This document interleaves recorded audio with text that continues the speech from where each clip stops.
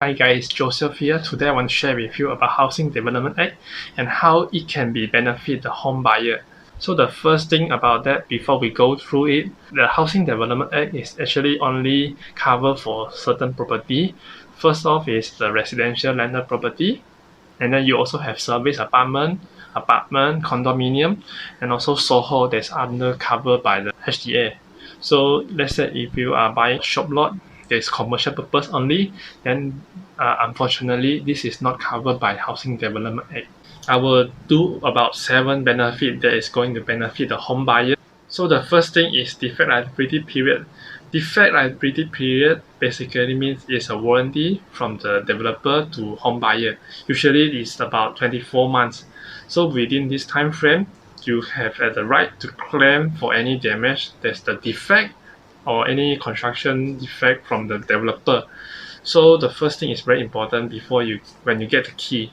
So when you get a key, always check any defect in the house or not, whether it's leaking issue, plumbing issue, electrical problem, or any other cracking issue. Don't go and claim for the defect after you have done the renovation, because it's very simple. Developer side actually can claim that you have done the renovation, that's why you will get the defect. So they will actually can waive for the warranty. So be careful when you receive the key from the developer side. Always check the house condition first before you done any renovation or you rent to other people. The second benefit is housing development account. Housing development account basically means is when the developer wants to develop a project, they have to open an account. It's called housing development account. This is to prevent developer to claim bankruptcy or to abandon the project after they have received the money. So the good thing that can be protect the home buyer is when the developer sell the project, all the money goes into this account and they can only claim the money out of it when they have complete certain stage. For example, when they complete 10%, then only they can claim for another 10% for the next construction stage. So this is a scheduled payment that benefit the home buyer.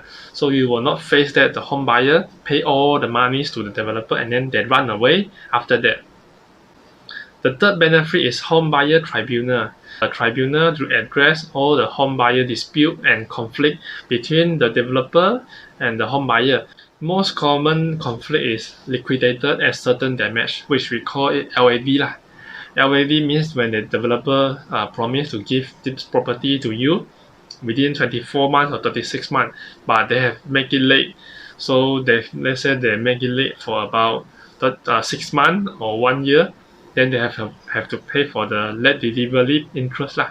Usually it's about 10% per annum at a day-to-day basis, so calculated by daily basis.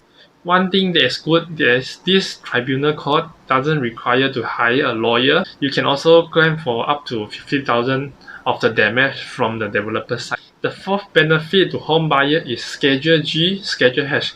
Schedule G is intended for landed property, or what we say individual title property, is residential purpose. And then Schedule H is for high-rise property. So that means usually it's a strata title property. So for Schedule G, you have to complete the property within 24 months. And then for the Schedule H, the developer has to complete the property within 36 months. So if any late delivery, the home buyer has the right to claim for the liquidated ascertained damage, which we call LAD just now. Fifth benefit is prescribed sales and purchase agreement. So this is especially important to protect for the first home buyer, because when you are the first home buyer, you usually don't know what is the thing that is supposed to be put inside the sales and purchase agreement.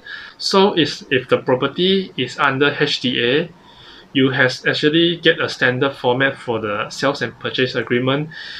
You can get the details such as building material, the spec, even the date of completion, all must be stated inside the sales and purchase agreement. So it will be easy understanding. The sixth thing is called APDL, Advertising Permit and Developer License. Basically means that before the developer want to sell the project, they must obtain this one for local housing ministry. developer must obtain it so that they can do the advertising and the marketing purpose. So when you buy a property, you can get a FPDL license number from the developer. If the developer promise you something that is not what you get after receive the key, you can actually sue the developer for damages. 7 is the right to terminate contract. Let's say for a developer who has failed to carry on construction for a continuous 6 months, you will be allowed to terminate the contract between the developer and you, but you must obtain 2 things. The first one is the written consent from your end financial. Basically, it's from your bank lah. Second is the housing controller must certify that the developer has refused to carry on construction for at least 6 months. Once you have fulfilled these 2 requirements, you can actually terminate the contract, and the developers must refund all what you have paid and without deducting any interest. And this has to be done within 30 days. If the developer fails to do so, they can be punished up to 250,000. Last but not least, this is all the things that are summarized that can be benefit the home buyer. So if you want to know the full detail of the Housing Development Act, I would suggest you to buy the book from let's say the bookstore, or you can get it from the online sources so you can know more detail about it.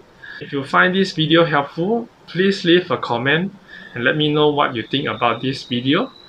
I'll see you in the next video. Thank you.